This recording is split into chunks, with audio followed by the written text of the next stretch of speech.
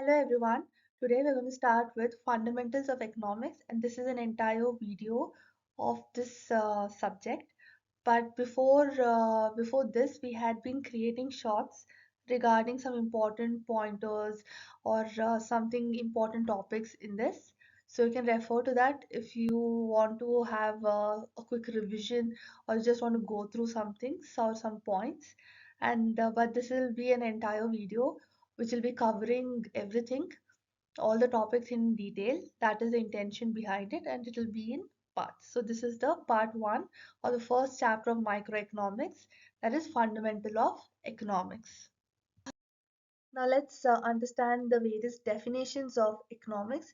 These are very important definitions of economics. The first one is the wealth definition of economics given by Adam Smith.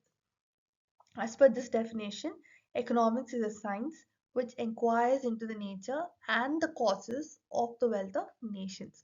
So this is a very wealth-centric definition of economics, because in this the main focus is only on the material wealth.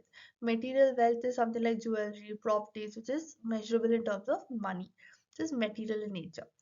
Which is immaterial wealth would be something like blessings of parents. Like I might consider blessings given by my parents as a as something that is um, a lot of value, and it's a wealth for me, or something like that, something emotional.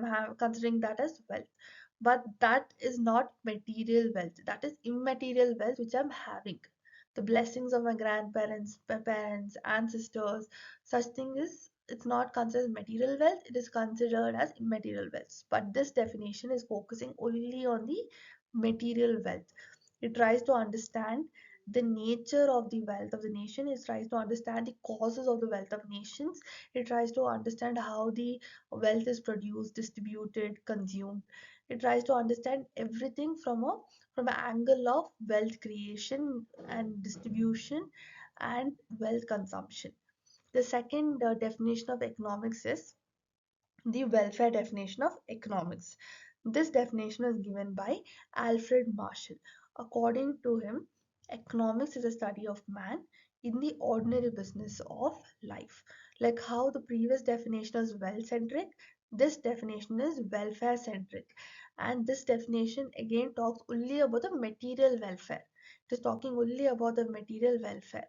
Now, meaning of material welfare is something like housing, clothing, which can be measured in terms of money. That is material welfare. Like if I say that housing, the cost of house, you can measure it. So that is material welfare. Um, Anything that is not measurable is immaterial welfare. Like some things like, let's say, the services provided by a teacher, doctor, you can't have an exact measurement of that. Those salaries are given, but still it cannot be measured as such. There can be a teacher who is teaching really well, but is being given salary equivalent to another teacher who is not teaching that well.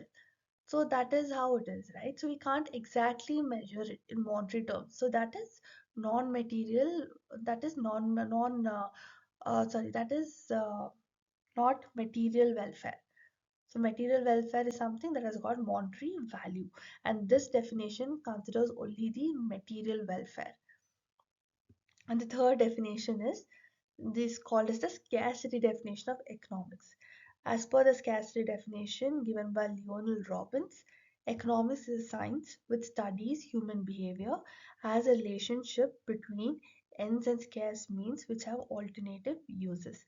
So in this definition, Lionel Robbins has told that human wants are unlimited in nature. That means the wants of human beings doesn't have an end. Today we want pen, tomorrow we want a pencil, then day after tomorrow we might want a book. So it's like we keep asking for something. Our wants are never ending.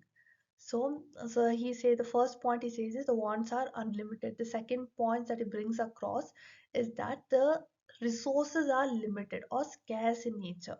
The resources that are existing are limited and are scarce in nature. And the third point that he brings across is that these scarce resources have got alternative uses. And so there's a need of optimization. Why is there a need of optimization? Because human wants are unlimited in nature. So we need to choose which want has to be fulfilled. We need to choose how the resources have to be divided in order to fulfill the wants. And we need to figure out which use of the want has to be given more importance so that the economy prospers. So we have to focus on optimization. That that concept has been brought about by the scarcity definition of economics. The last definition of economics is the growth definition of economics, which sums up everything. So this is the best definition of economics out of these four. So as for Professor Paul Anthony Samuelson, economics is a study of how man and society choose, with or without the use of money, to employ the scarce productive resources which have alternative uses to produce various commodities over time and distribute them for consumption now or in the future among various persons or groups of persons. This definition is very self-explanatory. It has included all the other important facts of all the three definitions. It talks about resources being scarce and how it has to be distributed, how it has alternative uses. It says that economics is a study of how man and society choose. That means decision has to be made. So economics is a study of how people are making decision, how they're choosing with money or without money. So it's saying that it's not just money that they're considering, is not just wealth. It can be with wealth or without wealth to employ the scarce productive resource. They're mentioning that the resources that are existing are scarce, and they're talking about what kind of resources. Then they're talking about productive resources only. Okay, they're talking about productive resources only, which have alternative uses, to produce various commodities. So these scarce productive resources can be used to produce various commodities over time and distribute them for consumption. And they distribute for consumption either now or in the future. And it is distributed to whom? It can be distributed to various people, or it can be distributed to various groups of people. That's what this definition says. So it is a summary of everything. It includes all the major points of the other three definitions, and it has explained economics very well. So this is the best definition out of the four that was given by Professor Paul Anthony Samuelson. Now let's see the scope of economics: traditional approach, and there's a modern approach. As per the traditional approach, economics is a social science, and it studies man as a rational social being. It is a science of wealth, like how we had seen in the wealth definition, is a science of wealth, which is used for human welfare. That means wealth is a means in order to achieve the end, and the end is human welfare. So this is a means in order to achieve the human welfare, which is the end. So wealth is considered a means to achieve human welfare. Now, as per the modern approach, economics is both a positive science and a normative science. Positive science is something that states facts as it is, whereas normative science gives suggestions. It says how things are ought to be, how things are supposed to be. So that is the difference between positive science and normative science.